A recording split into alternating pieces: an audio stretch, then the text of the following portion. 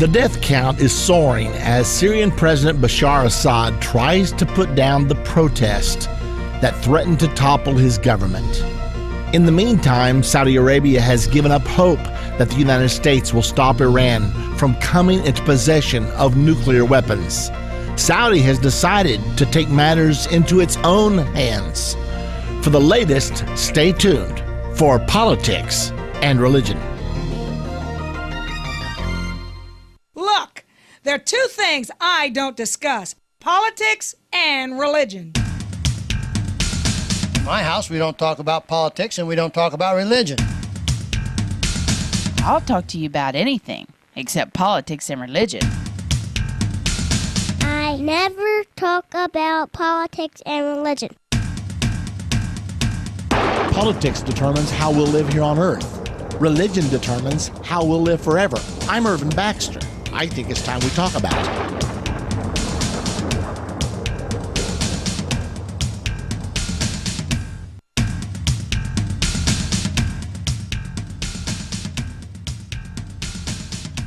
It seems the reports from the Middle East just never stop pouring in. If it's not Iran, it's Libya. If it's not Libya, it's Egypt. If it's not Egypt, it's Sudan or Tunisia. If it's not there, it's Syria. And the big news, I think, today is pouring in from Syria. Now, Syria is such a strategically important country. It's right on the border of the nation of Israel. It controls, or at least it did control, the Golan Heights. They insist that it should be returned to Syria. So it's a very important area, and it controls the path by which the Bible prophesies that the nation of Israel will be invaded by Russia and her allies at the time of the Battle of Armageddon.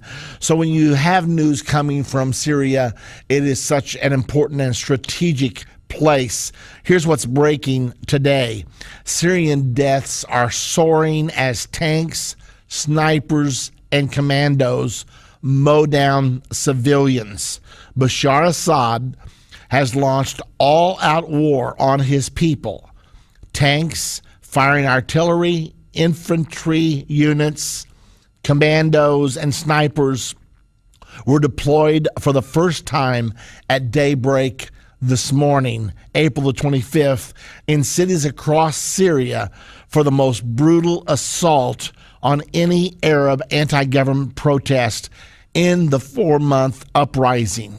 In the first few hours, hundreds are estimated to have been massacred, over and above the 350 shot dead in the last 3 days, and thousands injured. Denied medical attention, they are left in the streets to die. Well, it's interesting as we see this. You know, there's been such a dilemma on the part of rulers in the Middle East, starting with Tunisia and then going to Egypt. I mean, Mubarak did his best not to resort to force in order to put down the demonstrations. And finally, he was pushed and pushed until he did resort to force. And then the United Nations and the United States of America started passing resolutions against him. And they started demanding that he do certain things. And finally, everything escalated. It spun totally out of control until Mubarak was forced from power. Now, this left the whole world scratching their heads. Why is the U.S. siding against Mubarak, who has been a steadfast friend for 30 years and is one of only two Arab nations that have a peace treaty with Israel? So everything is topsy-turvy. No one can really figure out exactly who stands where or whose side the other individual is on. And then as time has gone forward, Saudi Arabia was threatened. However, Saudi Arabia had the financial resources to buy peace with its constituents. Then Bahrain, which has a majority of Sunni population began to experience their own difficulties, but Saudi Arabia quickly invaded. They said they were invited in by the Bahraini government, which apparently they were invited in. They moved in to help put down the uprising, to which Iran violently protested, loudly saying, you should not be doing this, protested to the United Nations that it should not have been done, and yet it was done. It was over with. And so Iran, now then the protests rise up in Syria. Syria has been aligned with Iran, and yet the United States doesn't say anything about it. It's almost like we're siding with those who side with Iran and siding against those who don't side with Iran. Could that be true? I mean, President Obama claims he's been against Iran, but he's dithered, he's piddled, he's talked, and he's done very little. So you wonder, is there a chance we're really on the side of Iran? I don't think that's true. But yet when you look at everything going on, and here's Syria kills 350 over the weekend, and now then it looks like she's taking out probably thousands today. Now, one reason you have to really understand what's going on here is because Bashar Assad inherited the regime from his father, Mr. Hafez Assad. And back in 1982, his dad slaughtered 25 to 30,000 civilians in order to smash a revolt led by the Muslim Brotherhood. Now, think about this. So I'm sure that his son, Bashar Assad, knows that happened and also knows that it worked. So maybe he's saying, look, I'm not going to repeat the same mistake Mubarak did. I'm not going to do what they did in Tunisia. I'm going to take this opposition out once and for all. I don't know what he's thinking for sure, but it's really important for us to realize what is actually going on here. We're talking about major moves in the Middle East. It's sweeping like a tsunami. Saturday, which was, of course, the 23rd of April, saw the constantly mounting uprising against the Assad regime finally reaching the Syrian capital of Damascus, where supposedly 300,000, 15% of the city's population, took to the streets shouting, Bashar Assad, you are a traitor.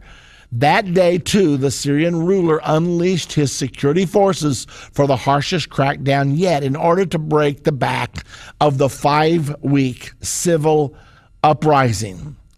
And that one day alone, 350 people dead, tripling the number of Friday's bloodbath, and thousands of people injured. Furthermore, the troops have been going to the hospitals when they see people there injured because of their rebellion against the government. They are hauling them out of the hospitals and either shooting them or else sending them out to die with no medical care. They, according to reports, are stopping ambulances that are trying to get wounded to the hospital for care and not allowing them to get to the hospital and allowing those people who have been raising up against Bashar Assad to die. So it is a desperate scene for the Syrian people. Also, there's a prophecy about Damascus in the Bible, and we're going to bring you that prophecy in the second segment of the program today. Finally, this article states, for the Syrian ruler, deploying the entire army, which is what he's doing today, is a wild gamble because more than 75% of Syria's 220,000 strong rank and file are Sunni Muslims, Kurds, and Druzes, and therefore drawn from ethnic and religious groups long repressed by the Alawite-dominated regime. Now, Bashar Assad is Alawite, and yet 75% of his armed forces are not Alawites, and therefore he is playing a dangerous game. Uniformed troops might well flout orders to shoot live rounds into crowds of protesters who are members of their community and even members of their families. It would start the breakup of the Syrian army amid large-scale defections of officers and men. So we're seeing a massive revolution taking place here. What does it all mean? Are we actually watching a plan to set up the new world order? And if so, who's on which side? And how will everything shape up before it's over with? Now, another breaking story that's so critical today. Saudis give up on the United States and instigate direct Gulf action against Iran. Now, I told you last week that a lot of this is Sunni against Shiite because we know that Iran is the Shiite Muslims. However, the Sunni Muslims are Saudi Arabia, and I hope I have this right. I'm doing this from memory now. But we know that Saddam Hussein was Sunni, and yet he had a majority of Shiites in his country of Iraq. Well, now then we've removed the Sunni, and that makes Iraq and Iran natural allies because they both are Shiite. However, you have Sunni in Saudi Arabia, and therefore these conflicts between the Sunni and the Shiite is very strong. Here's what's actually happening in the situation with Saudi Arabia. I want to give you this story right because it's really, really important for us to understand what is really going on here. After giving up on U.S. and Israel ever confronting Iran, Saudi Arabia has gone out on a limb against the Obama administration to place itself at the forefront of an independent Gulf campaign for cutting down the Islamic Republic's drive for a nuclear bomb and its expansionist meddling in Arab countries. Debka Files Middle East sources report 2 U.S. emissaries sent to intercede with Saudi King Abdullah, U.S. Defense Secretary Robert Gates on April the 6th, and National Security Advisor Tom Donolian, who arrived in Riyadh 6 days later, were told that Saudi Arabia had reached a parting of the ways with Washington, followed actively by Kuwait, Bahrain, and Oman. Abdullah said he could not forgive the Americans for throwing former Egyptian President Hosni Mubarak to the wolves in Cairo and for the unrest they were promoting against Arab regimes. Saudi Arabia was therefore determined to lead the Gulf region on the road to a confrontation with Iran, up to and including military action if necessary, to defend the oil emirates against Iranian conspiracies, in the pursuit of which the king accused U.S.-led diplomacy of giving Tehran a clear field. So, the king of Saudi Arabia believes that the United States is actually on the side of Tehran. Can you imagine that? And Syria is aligned with Tehran. Could that be why we're not saying anything against Syria? Could that be why we've been so vocal against Muammar Gaddafi, and yet Syria is killing its own people and not a word hardly, except a few very nebulous statements being made? I don't know what to say. I don't want to tell you the wrong thing, but it's nevertheless very interesting to watch this whole thing as it is coming down. The story goes on to say that Monday, April the 18th, the foreign ministers of the Gulf Cooperation Council, that's the GCC, Gulf Cooperation Council, asked the United Nations Security Council to take action for stopping Iran's provocative interference in their country's domestic affairs.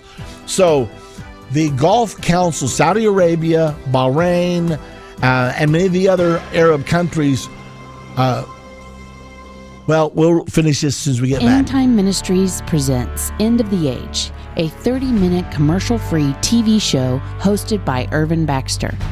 Every Monday, End of the Age airs on the Church Channel at 9 p.m., Daystar at 10 p.m., and on TBN every Wednesday morning at 7 a.m., all Central Standard Time.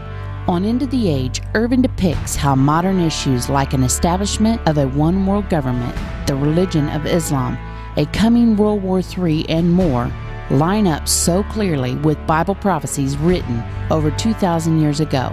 To get tomorrow's news today, be sure to tune into End of the Age every Monday on the Church Channel at 9 p.m., Daystar at 10 p.m., and on TBN every Wednesday morning at 7 a.m., all Central Standard Time.